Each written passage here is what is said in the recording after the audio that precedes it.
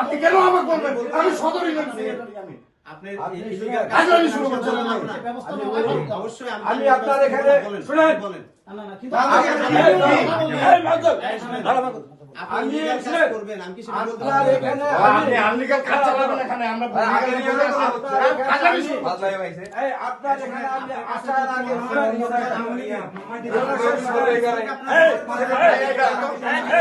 আপনি কি বলতে স্যার একটু স্যার পরিচয় গুলো আমি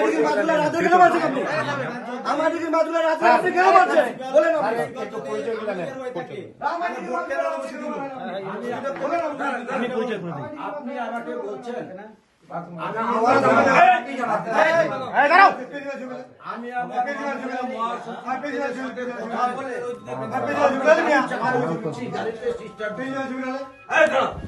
আমি আমার মহাসচিবের সাথে কথা বলে তারপর আমি গাড়িতে উঠছি আজকে এখন আমি এখন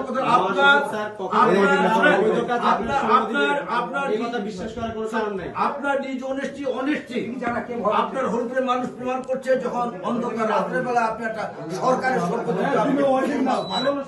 এটা আপনার নিজ অনেস্টি প্রমাণ। 2 নম্বর, আপনি রাত্রে বেলা অফিস অন্ধকার অফিসে কিছু কিছু ক্লায়েন্টকে নিয়ে আসছে।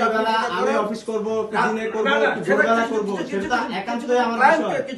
আমাদের অফিস 24/7। আপনি রাতে করেন কিংবা দিনে করেন আমাদের কোনো আপত্তি নেই। আপনি যে বললেন যে এর আগের যে বিকাশ চন্দ্র বর্মন যে ছিল ওরা খালি আমাদের কথা বলবেন,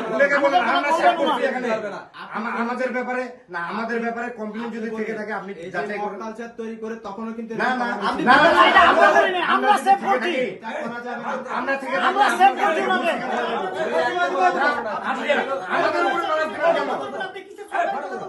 আপনি আওয়ামী লীগের ফেসিস্টদেরকে নিয়োগ দেবেন। আওয়ামী লীগের প্রিন্সিপাল যদি অবৈধ হয় আপনি ভোট বলেন, ভোটকে বাতিল করে দিন। আমরা তো এই কথাটা আপনাকে বারবার বলছি, আওয়ামী লীগের ফেসিস্টদেরকে আপনি নিয়োগ দেবেন, আমরা ললিত পথ চলবো, এটা হবে না, এটা তো হবে না।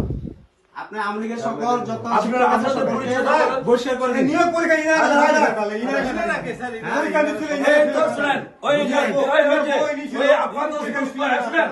বুঝিনি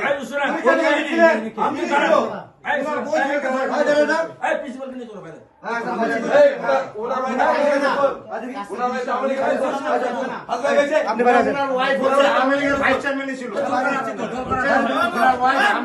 চেয়ারম্যান ছিল, আমাদের জায়গা মতো আমার কষ্ট লাগলো স্যার, আমার আপনি বলছেন আপনার খাতাপত্র নিতে পারো না, খাতাপত্র নিতে পারো না তোমরা।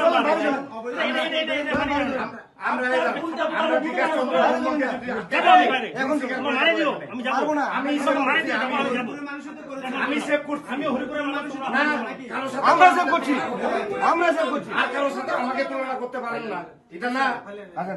ভাই আপনার পরিচয়? আমি বললাম তো আমি যাবো আপনার দেখা করতে, আপনি আমার কাগজ দেওয়ার কোনো ক্ষমতা রাখেন না। কারিগরি শিক্ষা বোর্ড। আচ্ছা, আপনি এই নিয়োগ পত্রটা নিয়োগ বিজ্ঞপ্তিটা দেখেন তো কত তারিখ হয়েছে, কোন পত্রিকা হয়েছে, কয়টা নিয়োগ বিজ্ঞপ্তি হয়েছে দেখেন। আমি বলি এটা দেখানোর জন্য যে এখন বোর্ডের নিয়োগ বোর্ডের চলতেছে, কাজ চলতেছে, আপনাদেরকে এই অবস্থা দেখাইতে হবে। আপনি তো নিয়োগ বোর্ডে আসছেন, অবৈধভাবে আসছেন, আপনি তো নিয়োগ বোর্ডের কার্যক্রম